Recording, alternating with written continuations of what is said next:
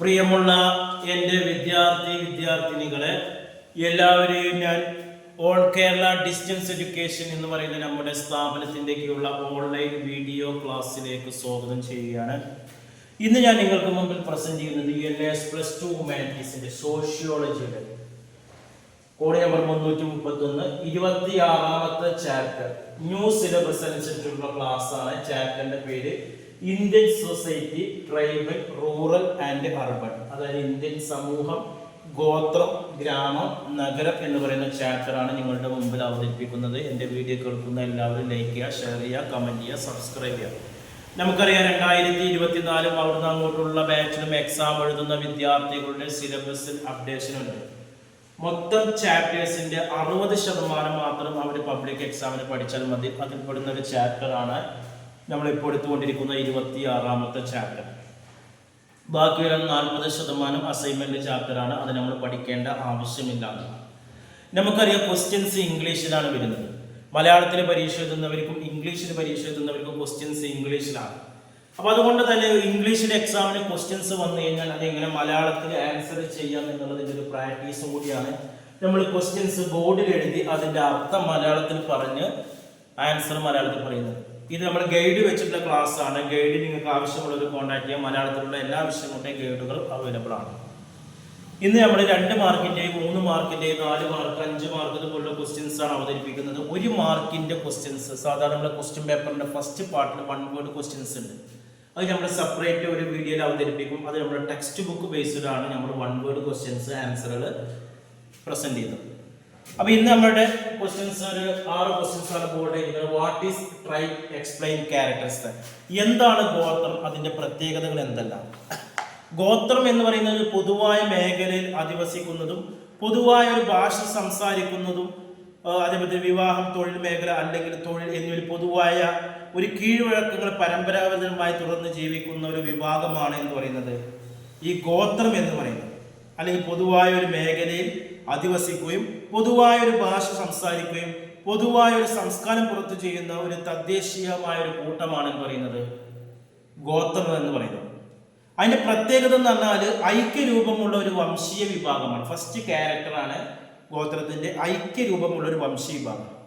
അതേപോലെ തന്നെ രണ്ടാമത് പറയുന്നുണ്ട് പൊതുവായ ഒരു ഭാഷയുടെയും സംസ്കാരത്തിന്റെയും അടിസ്ഥാനത്തിൽ വേർതിരിച്ചറിയുന്ന ഒരു വ്യക്തിത്വം ഗോത്രങ്ങൾക്കുണ്ട്. 3 പ്രാകൃതമായ സാങ്കേതിക വിദ്യ ഇവരെ ആശ്രയിക്കുന്നുണ്ട്. 4 ഭാഷയ്ക്ക് ലിപിയില്ല. 5 ഒരു പ്രത്യേക മേഖലയിൽ അധിവസിക്കുന്ന ഒരു വിഭാഗമാണ് ഗോത്രം. 6 വൈരുദ്ധ്യ തൊഴിൽ വിഭജനത്തിന്റെ അഭാവമുണ്ട്. 7 വ്യക്തമായി നിർവചിക്കപ്പെട്ട രാഷ്ട്രീയ അതിർത്തികളൊക്കെ ഈ ഗോത്രങ്ങൾക്ക് ഉണ്ട് എന്നാണ്. അപ്പോൾ ചുരുക്കി പറഞ്ഞാൽ പൊതുവായ ഒരു മേഖലയിൽ ഒരു പ്രത്യേക ഭാഷയോടും പൊതുവായ സംസ്കാരങ്ങളോടും പൊരുത്തപ്പെട്ട് ജീവിക്കുന്ന ആളുകളാണ് ഈ ഗോത്രങ്ങൾ പറയുന്നത്. ഈ രണ്ടാമത്തെ ചോദ്യമാണ് describe the major tribal problems ആണ്. ഗോത്രവർഗക്കാരുടെ പല പ്രശ്നങ്ങൾ എന്തൊക്കെയാണ്? അതിൽ ഒന്ന് പറയുന്നത് ജോഗ്രാഫിക്കൽ പ്രോബ്ലംസ് ആണ്. ഭൂമിശാസ്ത്രപരമായിട്ടുള്ള പ്രശ്നങ്ങളുണ്ട്. ഇന്ത്യയിലെ ഗോത്രവർഗങ്ങൾ മറ്റ് ജനവിഭാഗങ്ങളിൽ നിന്ന് ഏറെ ഒറ്റപ്പെട്ട് കഴിയുന്നവരാണ്. ഭൗതികരമായ സാമൂഹികമായ ഒറ്റപ്പെട്ട് നിരവധി പ്രശ്നങ്ങൾ അവർക്ക് കാരണമായി എന്നുള്ളതാണ് പറയുന്നത്.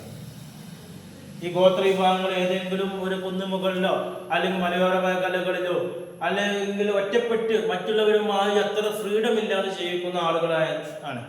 രണ്ടാമത് സാംസ്കാരിക പ്രശ്നങ്ങളുണ്ട്. ഗോത്ര സംസ്കാരം ഗോത്രേതര സംസ്കാരത്തിൽ നിന്ന് വ്യത്യസ്തമാണ്. ഗോത്രവർഗങ്ങളുടെ ആചാരാനുഷ്ഠാനങ്ങൾ, വിശ്വാസങ്ങൾ, മനോഭാവങ്ങൾ എന്നിവ നമുക്ക് മനസ്സിലാക്കാൻ തന്നെ കഴിയാതെ വരും. വ്യത്യസ്തമായ സംസ്കാരവും ഭാഷയും ജീവിതശൈലിയുമാണ്. ഇതേപോലെ സാമൂഹ്യ പ്രശ്നങ്ങളുണ്ട്. നിരക്ഷരത. ഗോത്രവർഗക്കാർ നേരിടുന്ന ഏറ്റവും വലിയ പ്രശ്നമാണ് നിരക്ഷരതയാണ്. പിന്നോക്ക അവസ്ഥയുള്ള പ്രധാന കാരണം നിരക്ഷരതയാണ്. പിന്നോക്ക വിഭാഗമാണ്. വിദ്യാഭ്യാസ മേഖലകൾ അവർക്ക് പുരോഗതിയില്ല. പിന്നെ ആരോഗ്യ പോഷക കുറവുമാണ്. ഗോത്രവർഗക്കാർ പൊതുവെ ആരോഗ്യവന്മാരാണ്. എന്നാൽ നിരന്തരമായ അണുബാധ കാരണം അവർക്ക് രോഗം പിടിപ്പെടാൻ സാധ്യത കൂടുതലാണ്. അനാരോഗ്യവും പോഷകക്കുറവുമാണ് ഗോത്രവർഗക്കാർ അഭിമുഖീകരിക്കുന്ന മറ്റൊരു പ്രശ്നം. ഇതേപോലെ സാമ്പത്തിക പ്രശ്നമുണ്ട്. ഇന്ത്യയിൽ സാമ്പത്തികമായി ഏറ്റവും പിന്നോക്കം നിൽക്കുന്ന വിഭാഗമാണ് ഗോത്രവർഗക്കാർ. അവർ കാട്ടിലാണ് താമസിക്കുന്നത്. ഭക്ഷണം ശേഖരിക്കൽ, വേട്ടയാടൽ, മീൻപിടുത്തം എന്നിവയാണ് അവരുടെ ഉപജീവനമാർഗം. ഗോത്രവർഗക്കാരുടെ പ്രധാന സാമ്പത്തിക പ്രശ്നങ്ങളാണ് ഒന്ന് ദരിദ്രവും കടബാധ്യതയാണ്. ദരിദ്രമാണ് കടബാധ്യത മുഖ്യ കാരണം. ഭൂരിപക്ഷം ഗോത്രവർഗങ്ങളും ദാരിദ്ര്യ രേഖ താഴ്ന്നവരാണ്. ഉൽപാദന മേഖലയിൽ അവർ ഉപയോഗിക്കുന്ന സാങ്കേതിക വിദ്യ പ്രാകൃതമാണ്, അതിനാൽ വരുമാനം കുറവാണ്. പിന്നെ വലിയ സ്ഥിരമായ വിപണിയുടെ അഭാവമുണ്ട്. ഗോത്രവർഗ്ഗക്കാരുടെ ഒരു പ്രധാന സാമ്പത്തിക പ്രശ്നം അവരുടെ ഭൂമി അന്യാധീനപ്പെടാൻ തുടങ്ങിയതാണ്. ഗോത്രവർഗ്ഗക്കാർ അവരുടെ ആവാസ കേന്ദ്രങ്ങളിൽ നിന്ന് കുടിയൊഴിപ്പിക്കാൻ ബ്രിട്ടീഷ് ഭരണകാലത്ത് തുടങ്ങിയതാണ്. പ്രകൃതി വിഭവങ്ങൾ ചൂഷണം ചെയ്യാനാണ് ബ്രിട്ടീഷുകാർ ഗോത്രങ്ങളെ ചെയ്തത്. പിന്നെ സ്ഥിരമായ ഒരു വിപണിയുടെ അഭാവം, സ്ഥിരമായ ഒരു മാർക്കറ്റിംഗ് ഇല്ല അവർക്ക്. ഗോത്രവർഗ്ഗക്കാർക്ക് അവരുടെ ഉൽപ്പന്നങ്ങൾ വിൽക്കുന്നതിന് ഗോത്രവർഗ്ഗ മേഖലയിൽ സംവിധാനമില്ല. അതിന് അവരുടെ ഉൽപ്പന്നങ്ങൾ ന്യായമായ വിലക്ക് ലഭിക്കുന്നില്ല. പിന്നെ നാലാമത് തൊഴിലില്ലായ്മയും ജോലി സ്ഥിരതയില്ലായ്മയാണ്. ഗോത്രവർഗ്ഗക്കാരിൽ തൊഴിലില്ലായ്മ വ്യാപകമാണ്. കൊല്ലം മുഴുവൻ തൊഴിൽ നൽകാൻ സാധിക്കാത്തതുകൊണ്ട് അവർ സംതൃപ്തരല്ല. അഞ്ചാമത് പറയുന്നത് ബാങ്കിംഗ് സൗകര്യങ്ങളുടെ അപര്യാപ്തതാണ്. ഗോത്രവർഗ്ഗ മേഖലയിൽ ബാങ്കിംഗ് സൗകര്യം വിരളമാണ്. അതിനാൽ ഗോത്രവർഗ്ഗങ്ങൾക്ക് പണത്തിന്റെ സ്വകാര്യ പണമിടപാടുകളെ ആശ്രയിക്കേണ്ടി വരുന്നുണ്ട്. പിന്നെ പറയുന്ന മതപരമായ വിശ്വാസങ്ങളാണ്. ഗോത്രവർഗ്ഗക്കാരുടെ മതസങ്കല്പം അങ്ങേയറ്റം പ്രാകൃതമാണ്. ഗോത്രവർഗ്ഗക്കാർ ഹിന്ദു മതത്തിലേക്കും ക്രിസ്തു മതത്തിലേക്കും മതം മാറിയപ്പോൾ അവർ മതങ്ങളുടെ അടിസ്ഥാനത്തിൽ വിഭജിക്കപ്പെട്ടു. ഇത് ദീർഘകാലമായി തലമുറയെ പിന്തുടരുന്ന കൂട്ടായ്മയില്ലാതെയാക്കി. ഇനി അടുത്ത ചോദ്യം, ഡിഫൈൻ റൂറൽ സൊസൈറ്റി. എന്താണ് ഗ്രാമസമൂഹം എന്ന് പറഞ്ഞാൽ? കൃഷിയിടങ്ങളിലോ ചെറിയ കുടിലുകളിലോ ഗ്രാമങ്ങളിലോ താമസിക്കുകയും അവ തങ്ങളുടേതായ പൊതുവായ പ്രവർത്തനങ്ങളുടെ കേന്ദ്രമാക്കുകയും ചെയ്യുന്നതാണ് ഗ്രാമസമൂഹങ്ങൾ എന്ന് പറയുന്നത്. ഗ്രാമസമൂഹം എന്ന് പറഞ്ഞാൽ കൃഷിയിടങ്ങളിലോ ചെറിയ കുടിലുകളിലോ ഗ്രാമങ്ങളിലോ താമസിക്കുകയും തങ്ങളുടെ പൊതുവായ പ്രവർത്തനങ്ങളുടെ കേന്ദ്രമാക്കുകയും ചെയ്യുന്നവരാണ് ഈ ഗ്രാമസമൂഹങ്ങൾ എന്ന് പറയുന്നത്. ഇനി അവരുടെ പ്രത്യേകതകൾ എന്തൊക്കെയാണെന്നുള്ളത്. പ്രാഥമിക ബന്ധങ്ങളുടെ ഒരു ആധിപത്യമുണ്ട്. ഗ്രാമസമൂഹങ്ങൾ പ്രാഥമിക സമൂഹമാണ്. ആ സമൂഹത്തിലെ ബന്ധങ്ങൾ പ്രാഥമിക സമൂഹ ബന്ധങ്ങളാണ്. പ്രാഥമിക സമൂഹത്തിലെ ആളുകൾ പരസ്പരം അടുത്തിരിക്കുന്നുണ്ട്. പിന്നെ ഏകജാതീയത വരുന്നുണ്ട്. ഗ്രാമസമൂഹങ്ങൾ പ്രധാനമായും ഏകജാതീയമായിരിക്കും. സാമൂഹിക ജീവിതത്തിൽ ഐക്യരൂപം പ്രകടമായിരിക്കും. പിന്നെ സ്വയം പര്യാപ്തതയാണ്. ഓരോ ഗ്രാമസമൂഹവും സ്വയം പര്യാപ്തത ശ്രമിക്കുന്നവരാണ്. ഗ്രാമത്തിലെ സമ്പദ് വ്യവസ്ഥ സ്വയം പര്യാപ്തമായ ഒന്നാണ്. പിന്നെ തൊഴിലുകളുണ്ട്. ഗ്രാമസമൂഹങ്ങളുടെ പ്രധാന തൊഴിൽ കൃഷിയിടമാണ്. കുറച്ചുപേർ മാത്രമേ കാർഷികേതര ജോലികൾ ഏർപ്പെടുന്നുള്ളൂ. തൊഴിൽ വിഭജനവും വൈവിധ്യവൽക്കരണവും ഗ്രാമസമൂഹങ്ങളിൽ കുറവാണ്. പിന്നെ കുടുംബത്തിന്റെ പ്രാധാന്യമാണ്. കൂട്ടുകുടുംബ സംവിധാനങ്ങളിൽ ഗ്രാമസമൂഹത്തിന്റെ സവിശേഷത. കുടുംബത്തെ കേന്ദ്രീകരിച്ചാണ് ഗ്രാമസമൂഹത്തിന്റെ നിലനിൽപ്പും വളർച്ചയും. അതേപോലെ തന്നെ അയൽപക്കങ്ങളുടെ പങ്കാണ്. ഗ്രാമങ്ങളിലെ കുടുംബങ്ങൾ തമ്മിൽ അപരിചിതം ഉണ്ടായിരിക്കുകയില്ല. എല്ലാ കുടുംബങ്ങളും ഒന്നിച്ചിടപഴകുന്നുണ്ട്. പിന്നെ പറയുന്നത് യജമാന സമ്പ്രദായമാണ്. ഗ്രാമീണ ഇന്ത്യയിലെ മറ്റൊരു സവിശേഷതയാണ് യജമാന സമ്പ്രദായം. പാരമ്പര്യ തൊഴിൽ ചെയ്യുന്നവരുടെ ഉത്തരവാദിത്തങ്ങളുമായി ബന്ധപ്പെട്ടതാണ് യജമാന സമ്പ്രദായം. ഇത് പ്രകാരം ഉയർന്ന ജാതികൾ യജമാനന്മാരെ മറ്റുള്ളവരെ സേവന ജാതികളുമാണ്. ഉയർന്ന ജാതിക്കാരെ പരിചരിക്കാൻ സേവക ജാതിയിൽപ്പെട്ടവർ ബാധ്യസ്ഥരാണ്. ഇതിന് പ്രതിഫലമായി പണമോ മറ്റു സാധനങ്ങളോ കൈപ്പറ്റുകയാണ് ചെയ്യുന്നത്. ഇതിനു പുറമെ വിശേഷ അവസരങ്ങളും ഉത്സവവേളകളിലും പ്രത്യേക സമ്മാനങ്ങൾ ലഭിക്കുന്നുണ്ട്. ഇങ്ങനെ ഒരു ജാതിയിൽ നിന്ന് സേവനം സ്വീകരിക്കുന്ന ആൾ യജമാനൻ എന്നും സേവനം നൽകുന്ന ആൾ കമീൻ എന്നും അറിയപ്പെടുന്നത്. അതേപോലെ തന്നെ മതപ്രതിപത്തിൻ്റെ ഗ്രാമസമൂഹങ്ങളുടെ പ്രധാന തൊഴിൽ കൃഷിയാണ്. കൃഷി പ്രധാനമായും പ്രകൃതിയെ ആശ്രയിച്ചാണ് ഇരിക്കുന്നത്. ഈ പ്രകൃതി ശക്തികളെ ഭയപ്പെടുന്നതിനും ബഹുമാനിക്കുന്നതിനും അവർ പ്രേരിപ്പിച്ചു. ഇനി അടുത്ത ചോദ്യമാണ്, ഡിഫൈൻ അർബൻ സൊസൈറ്റി. എന്താണ് നഗരസമൂഹം? താരതമ്യേന വിസ്തൃതി കൂടുതലുള്ളതും കൂടുതൽ ജനസാന്ദ്രതയുള്ളതും സാമൂഹികപരമായി വൈവിധ്യമുള്ളതുമായ വ്യക്തികൾ താമസിക്കുന്ന പ്രദേശമാണ് നഗരം എന്ന് പറയുന്നത്. അടുത്ത ഡിഫറൻസ്, അതിന്റെ ക്യാരക്ടറിസ്റ്റിക്സ് എന്തൊക്കെയാണെന്നാണ് പറയുന്നത്. നഗരങ്ങളുടെ പ്രത്യേകത എന്താണ്? സാമൂഹ്യ വൈജാതികളാണ്. നഗരസമൂഹം വിഭിന്ന ഗുണങ്ങളോട് കൂടിയാണ്. നഗരജീവിതം സങ്കീർണമാണ്. ജനങ്ങളുടെ ജീവിത രീതിയിൽ വമ്പിച്ച അന്തരങ്ങളുണ്ട്. പിന്നെ അപരിചിത്താണ്. ചെറിയൊരു പ്രദേശത്ത് ജനസാന്ദ്രത വളരെ കൂടുതലാകുമ്പോൾ അവർക്കിടയിൽ അപരിചിത്തം ഉണ്ടാകുന്നു. പിന്നെ വരുന്ന തൊഴിൽ വിഭജനവും വൈദഗ്ധ്യവൽക്കരണവുമാണ്. നഗരസമൂഹത്തിൽ തൊഴിൽ വിഭജനവും വൈദഗ്ധ്യവൽക്കരണവും കാണപ്പെടുന്നു. അടുത്ത പോയിന്റ് വ്യക്തിപരമല്ലാത്ത സാമൂഹ്യ ബന്ധങ്ങളാണ്. നഗരസമൂഹത്തിലെ സാമൂഹ്യ ജീവിതത്തിൽ കാണുന്ന എടുത്തു പറയേണ്ട സവിശേഷത വ്യക്തിബന്ധങ്ങളുടെ അഭാവമാണ്. പിന്നെ വരുന്നത് സാമൂഹ്യപരമായ ചലനാത്മകയാണ്. നഗരസമൂഹം തീക്ഷ്ണമായ അതിൻ്റെ ചലനാത്മകയിൽ ശ്രദ്ധേയമാണ്. നഗരസമൂഹത്തിൽ വ്യക്തിയുടെ പദവി നിശ്ചയിക്കുന്നത് ജന്മത്തേക്കാൾ കൂടുതലായിരിക്കും നേട്ടങ്ങളുടെ അടിസ്ഥാനപ്പെടുത്തിയാണ്.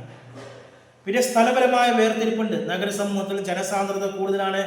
ഗ്രാമങ്ങളിൽ നിന്നും ചെറിയ പട്ടണങ്ങളിൽ നിന്നും ജനങ്ങൾ നഗരങ്ങളിലേക്ക് ആകർഷണമാകുകയും ചെയ്യുന്നു. ഇത് ജനങ്ങളുടെ ജനസാന്ദ്രത വർദ്ധിപ്പിക്കുന്നു എന്നതാണ്.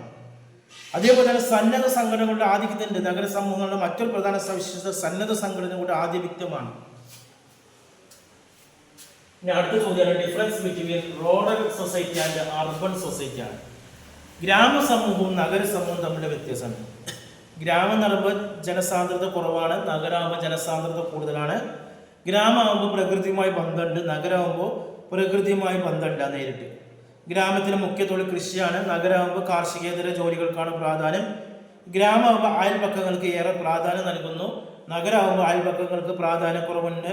ഗ്രാമം ചലനാത്മകപരമായ കുറവുണ്ട്, നഗരം തന്നെ നല്ല ചലനാത്മകപരമായ ബന്ധമുണ്ട്. പിന്നെ ഗ്രാമം നല്ല യാഥാസ്ഥികമാണ്, നഗരം എന്നാൽ പുരോഗമനമാണ്. ഗ്രാമം എന്ന് സ്ത്രീകളുടെ സാമൂഹ്യ പദവി വളരെ താഴെയാണ്, നഗരം തന്നെ സ്ത്രീകൾക്ക് പുരുഷന്മാരോടൊപ്പം തുല്യ പദവി നൽകുന്നുണ്ട്. ഇനി ലാസ്റ്റ് ചോദ്യമാണ് describe briefly urban social problem ആണ്. നഗരങ്ങളിലെ പ്രശ്നങ്ങളെ കുറിച്ച് ചുരുക്കിയിരിക്കുകയാണ്. ഒന്ന് ചേരികളാണ്. നഗരവൽക്കരണവും വ്യവസായവൽക്കരണവും വർദ്ധിക്കുന്നതോടെ നഗരങ്ങളിൽ ചേരികളും വർദ്ധിക്കുന്നുണ്ട്. പിന്നെ ജനസംഖ്യകളുടെ കേന്ദ്രീകരമാണ്. കുറഞ്ഞ സ്ഥലത്ത് വളരെ കൂടുതൽ പേർക്ക് താമസിക്കേണ്ടി വരുന്നത് നഗരങ്ങളിൽ നിരവധി പ്രശ്നങ്ങൾ സൃഷ്ടിക്കുന്നുണ്ട്. പിന്നെ പാർപ്പിട ദൗർലഭ്യമാണ്. പാർപ്പിടമില്ലായ്മ അല്ലെങ്കിൽ ജനങ്ങൾക്കുള്ള പാർപ്പിട സൗകര്യം ഒരുക്കി കൊടുക്കുന്ന നഗരങ്ങൾ അഭിമുഖീകരിക്കുന്ന ഒരു വലിയ പ്രശ്നമാണ്. പിന്നെ ജലവിതരണമാണ്. 24 മണിക്കൂറും തുടർച്ചയായി ശുദ്ധജലം ലഭിക്കുന്ന നഗരങ്ങൾ ഇല്ല എന്ന അവസ്ഥയിൽ നാം എത്തിച്ചേരുന്നു. പിന്നെ ഗതാഗത കുരുക്കാണ്. നഗരങ്ങളിലെ ഗതാഗത സംവിധാനം വളരെ ശോചനീയമാണ്. നഗരത്തിൽ ഇന്നുള്ള ബസ്സുകളും തീവണ്ടികളും യാത്രാ പ്രശ്നത്തിന് പരിഹാരമാകുന്നില്ല. പിന്നെ സാമൂഹിക തിന്മകൾ വരുന്നുണ്ട്. നഗര സമൂഹത്തിൽ സാമൂഹിക തിന്മകൾ വൻതോതിൽ കാണപ്പെടുന്നു. ജനങ്ങൾ ഒരു സ്ഥലത്ത് തിങ്ങിപ്പാർക്കുന്നതാണ് സാമൂഹിക തിന്മ വളരാനുള്ള പ്രധാനപ്പെട്ട കാര്യങ്ങൾ. ഇത്രയാണ് ഇതിൽ വരുന്നത്. ഇനി എന്തെങ്കിലും സംശയം ഉണ്ടെങ്കിൽ നിങ്ങൾക്ക് ചോദിക്കാവുന്നതാണ്. തുടർന്നുള്ള വീഡിയോയിൽ നമ്മൾ പലതരത്തിലുള്ള ക്ലാസ്സുകളും വരും. NIST SSLC +2 1 മാസം കൊണ്ട്, 2 മാസം കൊണ്ട്, 3 മാസം കൊണ്ട്, 6 മാസം കൊണ്ട്, അത് നിങ്ങളുടെ ജില്ലയിൽ തന്നെ പരീക്ഷ എഴുതാനുള്ള സംവിധാനങ്ങൾ നമ്മൾ ചെയ്തു കൊടുക്കുന്നുണ്ട്. വീട്ടിൽ നിന്ന് പരീക്ഷ എഴുതാൻ പറ്റുന്ന ബോസ് എഡ്യൂക്കേഷൻ്റെ കീഴിലുള്ള +2 SSLC നൽകുന്നുണ്ട്. ഇഗ്നോസ് ശ്രീനാരായണ ഗുരു പോലുള്ള യൂണിവേഴ്സിറ്റിയിലെ ഡിഗ്രി PG അഡ്മിഷൻ നമ്മുടെ സെൻറ്ററിൻ്റെ കീഴിൽ നൽകുന്നുണ്ട്. കൂടുതൽ വിവരങ്ങൾക്ക് അഡ്മിഷൻ മറ്റു കാര്യങ്ങൾക്ക് കോൺടാക്ട് ചെയ്യേണ്ട WhatsApp number 9037114679. Okay, thank you.